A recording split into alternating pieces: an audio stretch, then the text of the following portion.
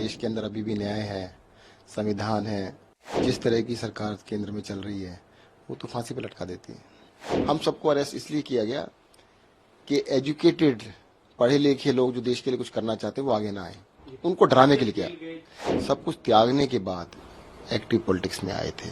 इन्होंने solitary confinement में रखने की कोशिश की कि कोई मिल नहीं सकता, कोई बात नहीं कर सकता है। मेरे साथ अत्याचार किया गया। जो जो वीडियो की आप बात कर रहे हैं वो एक अति जिसे कह सकते हैं। कल आखिरकार आप रेगुलर बेल पे जमानत पे बाहर आ गए, क्या कुछ पहली प्रतिक्रिया क्या होगी? कल सभी नेताओं से मुलाकात की आपने, अरविंद केजरीवाल से भी मिले कल? सबसे मिले, बड़ी खुशी की बात है।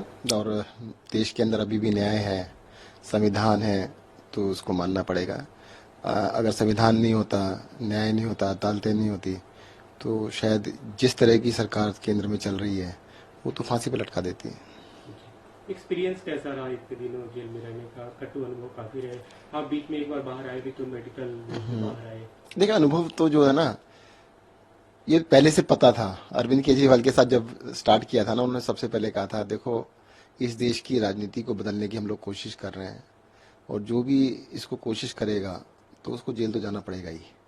तो ये काफी लगता था, पर कई बार ये भी लगता था कि यार ये सिर्फ हम बातें कर रहे हैं, ऐसा थोड़ा होता है। अब तो देश आजाद हो गया है, अब इतना वैमनस्य द्वेष इतना ज्यादा नहीं होगा। पर पता नहीं था कि भी नेता लोग इतने मन में द्वेष भर के रखते हैं। देखो, देश के लिए सब भले करने के लिए आए हैं ना, सारे जितने भी लोग हैं, पार्टियां हैं, देश का अच्छा करना चाहती हैं।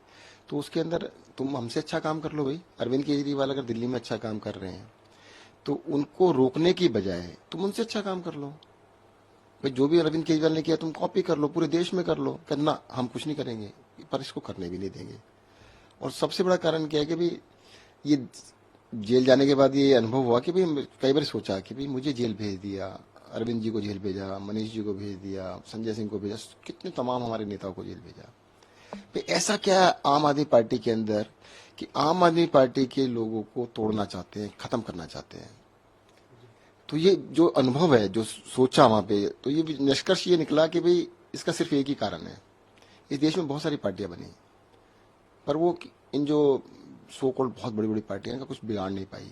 राजनीति जैसे चल रही थी वैसी चल रही है, तो उस तरह की चलती रहे तो कोई दिक्कत नहीं। Aam Aadmi party, Arvind Kejriwal election politics में आए, इनको कोई फर्क नहीं पड़ता, पर इनके जैसे नहीं बने इसलिए फर्क पड़ता है। तो उन्होंने पूरी की पूरी जान इस बात पे लगाई कि अरविंद केजरीवाल को तोड़ दें, इस पार्टी को खत्म कर दें, किसी की तरीके से इसको खत्म किया जाए।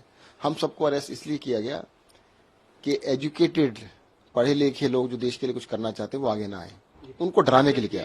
जब आपकी गिरफ्तारी हुई उस समय ये आबकारी मामला उस समय तक नहीं था, तो एक तरह से आपका सेपरेट केस था ये, जो भी बातें कही जा रही थी उसपे, उसके बारे में अगर आप कुछ बताएं कि क्यों, मतलब क्या लूप? देखो केस के बारे में तो जब खुलेगा ना सब पता लगेगा। भाई मैं अकेला एक ऐसा आदमी हूं जिसने इलेक्शन लड़ने से पहले, मुझे टिकट मिला था 21 जुलाई 2013 में। आम आदमी पार्टी ने 2013 में 21 जुलाई को टिकट दिया था और 31 जुलाई 10 दिन के अंदर मैंने सारे अपने बिजनेस बंद कर दिए थे, सब कुछ छोड़ दिया था। मैंने कहा मैं दो चीजें नहीं कर सकता, पब्लिक सर्विस और अपना बिजनेस। इस देश के अंदर बहुत सारे एमएलए हैं, बहुत सारे एमपीज हैं, मंत्री हैं जो आज भी बिजनेस करते हैं, कोई पाबंदी नहीं है। मेरे ऊपर कोई पाबंदी नहीं थी, मैं कोई एमएलए मंत्री नहीं बन गया था कि मेरे को कोई कंपनी छोड़, सब कुछ छोड़ दिया था मैंने। मैं अपना आर्किटेक्ट था, प्रैक्टिस करता था, वो भी बंद कर दी थी। सब कुछ त्यागने के बाद एक्टिव पॉलिटिक्स में आए थे। लेकिन जो मनी लॉन्ड्रिंग के आरोप, अब बता देता हूँ ना, वो जो लॉन्ड्रिंग के आरोप थे, ईडी को 7 साल हो गए ना इनमें इंक्वायरी करते हुए। 7 साल से अभी इंक्वायरी चल रही है, खत्म नहीं हुई है। 24 अगस्त 2017 को सीबीआई ने केस दर्ज किया, 7 दिन के अंदर ईडी ने दर्ज कर लिया 30 अगस्त को। 7 साल अब पूरे हो चुके हैं, 7 साल से ऊपर चले गए हैं, अभी तक इनकी इंक्वायरी नहीं कर पाए हैं।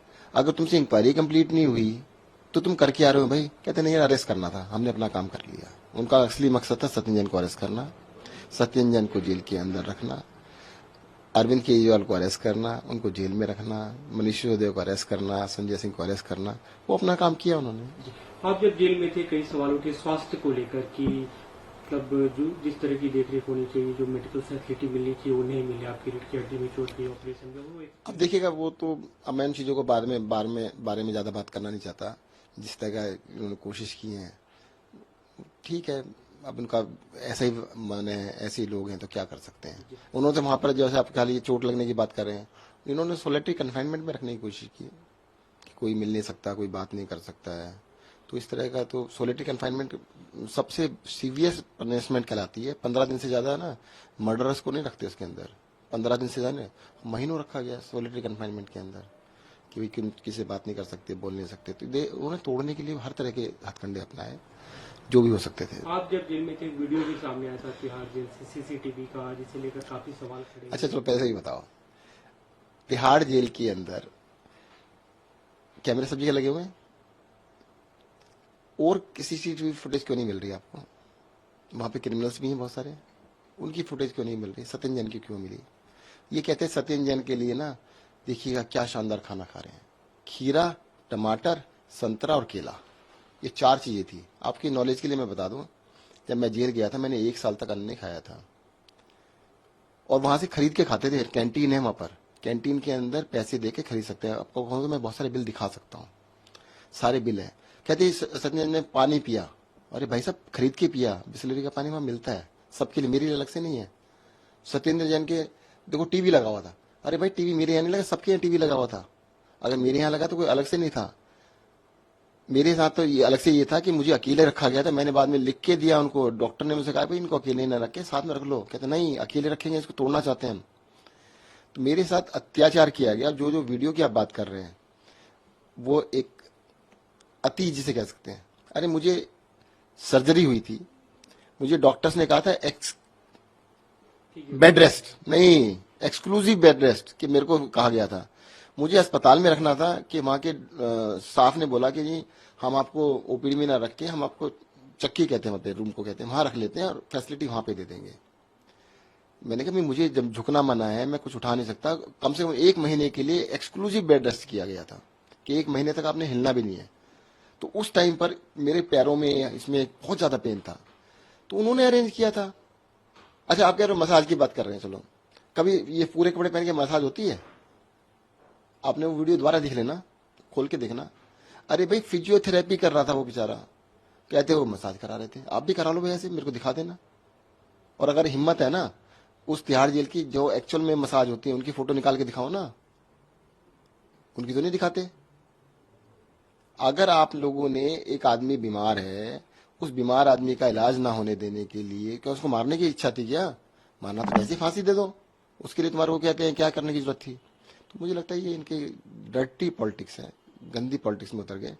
और मैं ये जानना चाहता हूं उनसे, चलो अगर बीजेपी वाले कहते हैं कि ये है वो है, वो आज क्यों नहीं चला रहे थे?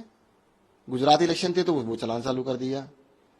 सत्येंद्र जैन ये खा रहा, ये नहीं बताया उन्होंने कभी टीवी पे कि सत्येंद्र जैन 1 साल तक खाना नहीं खाया। मेरा 40 किलो वजन कम हो गया था एंड आई बस डॉक्टर को तो जब मैं बाहर आया था तो उनको तो ये लग रहा था पता नहीं इसको मर ना जाए। वो तो उन्होंने कभी नहीं दिखाया, वो तो कभी नहीं बताया कि हाँ जी सत्येंद्र मर सकता था। ये चीज बताइए आपको कभी उन्होंने कि मरने वाले? पार्टी की तरफ से जब आप जेल के भीतर थे तो ये सवाल उठते रहे कि क्योंकि जेल अथॉरिटी, जो जेल का जो वहाँ के स्टाफ है या जो एडमिनिस्ट्रेशन है, वो एलजी को रिपोर्ट करता है, केंद्र सरकार को रिपोर्ट करता है, तो इसलिए भी ज्यादती की जा रही है, आरोप लगाया गया है। ये सबको पता है, तो इस बात में जाने की जरूरत नहीं है। देखो मैं यही तो कह रहा हूँ कि ये लोग सोचते हैं हम अत्याचार करके तोड़ लेंगे। मकसद क्या था अत्याचार करने का? मकसद क्या है? मेंटली उसको डिस्टर्ब करना, उसको तोड़ना। पर ये कर नहीं पाए। आम आदमी पार्टी का कोई भी कार्यकर्ता टूटने वाला नहीं है।